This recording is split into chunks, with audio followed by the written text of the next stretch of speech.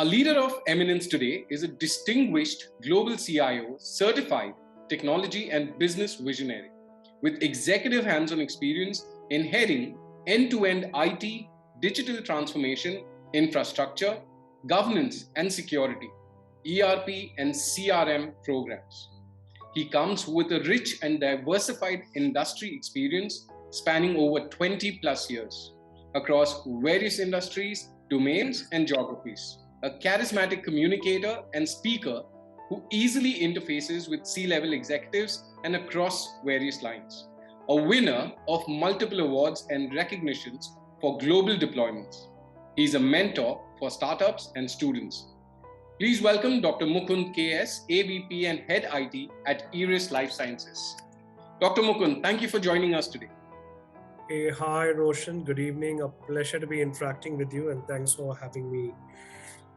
Good to be interacting and taking this for the discussion. Absolutely, it's a pleasure. So Mukund, we have a lot of questions for you and from different perspectives, right? I'm sure our conversation is going to be an insightful one and for the audience who's going to listen to you as well.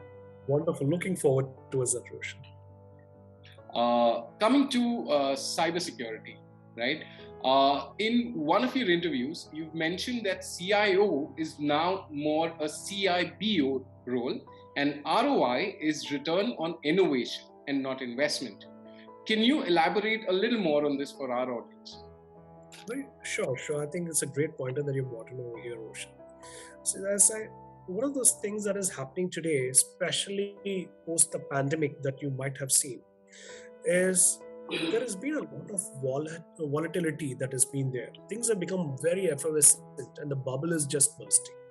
So the role of the CIO is not in terms of just looking at technology, but in terms of how could you look at innovation to solve business needs, business challenges and business desires. That is the way that probably things get evolved. For instance, if you're going to probably talk about, you have your sales data and your business is probably facing a challenge in terms of seeing that how could I probably forecast. Forecasting has been something that has been happening across decades and generations. But how could we probably look at forecasting to happen at the speed of light at a cost that could be minuscule? This could be done in terms of using the advantages of the cloud. So today, when you talk about cloud in terms of things like AWS or GCP or Azure, how could we probably build data lakes and data warehouses at the speed, at quantum speeds when you're talking about quantum computing, right? So how could we probably look at building such systems that will help businesses to take right decisions? Becomes very predominant, and that's the reason I said some of those KPIs.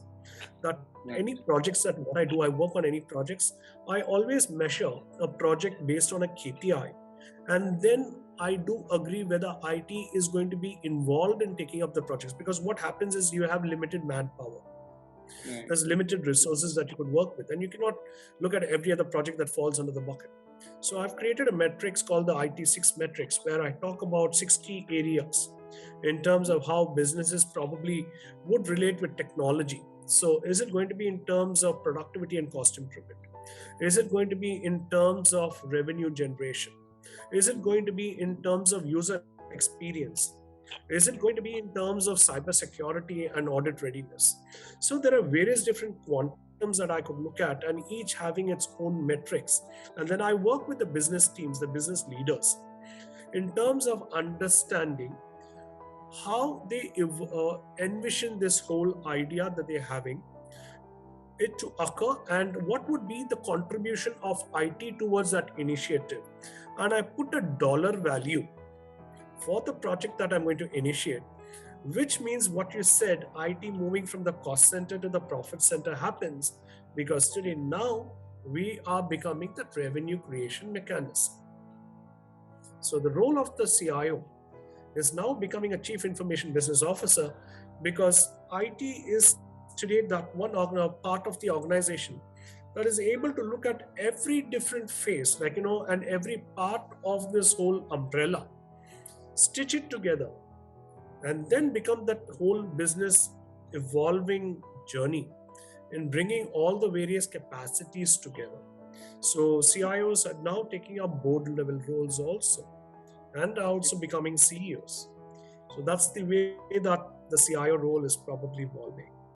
Right, absolutely. In fact, that makes me ask you the question that uh, how big do you think this entire industry or the cybersecurity industry was before COVID happened, and how has it propelled after almost? I mean, COVID is not ended yet, but yeah, it has put in a lot of changes in place. So, how do you think that before and after? What is the difference in that? I think it's another amazing pointer that you have put over here, Roshan.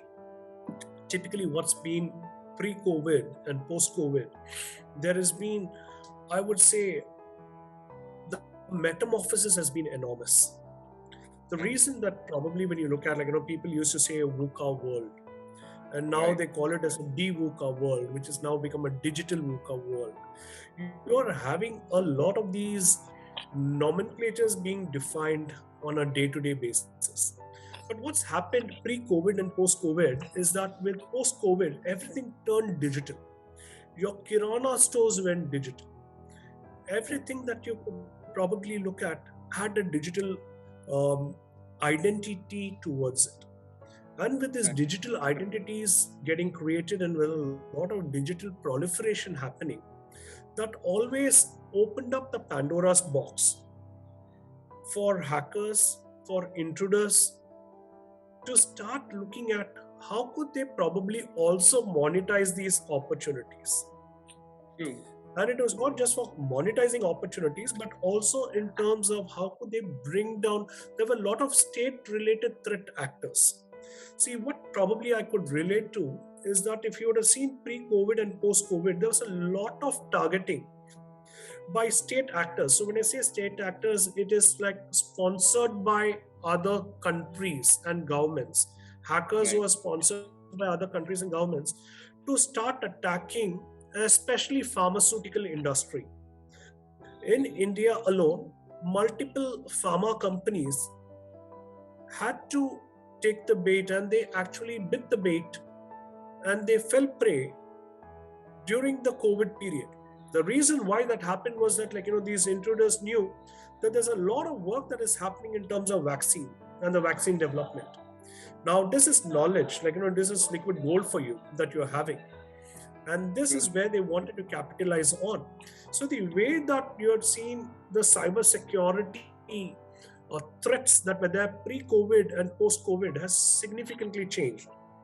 Where people, state actors have also started using mechanisms in terms of, we were just talking earlier about spear phishing and so on, but now they have started attacking the OT networks.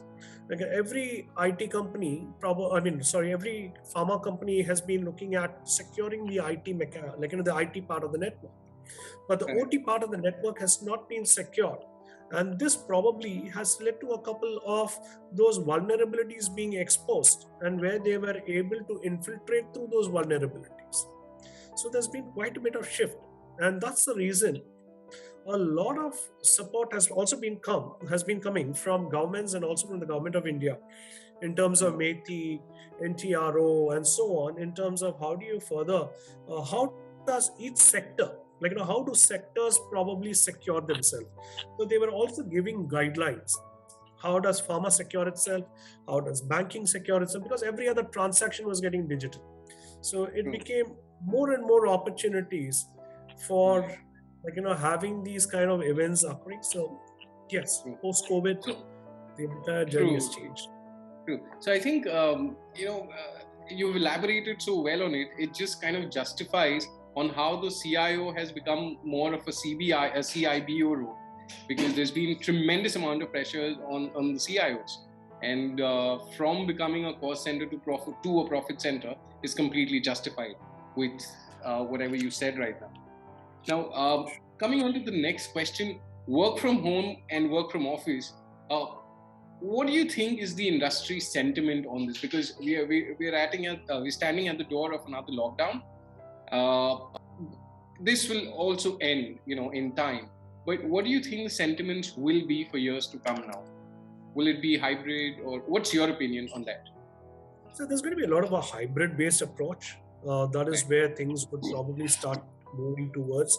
Earlier, a lot of organizations were very shy in terms of work from home, right? Right. They were very shy about work from home kind of thought process.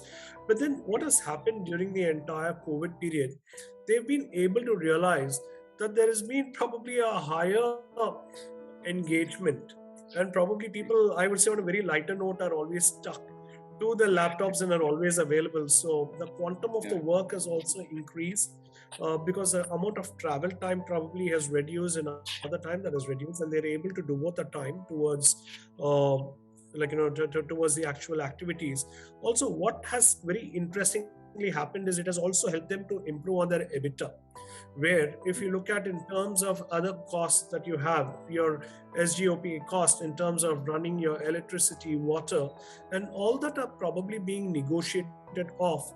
And what they just need to do is that where they need to give an internet connectivity to their employees and probably secure, which a lot of organizations are missing out, where they say, we have given them a dongle or we have given them an internet connectivity. It doesn't suffice. But as a work from home increases, organizations should also start looking at opportunities to secure if their employees are going to work from home. How is it, and what mechanisms would they deploy to secure the work from home kind of situations too? True. True. Absolutely.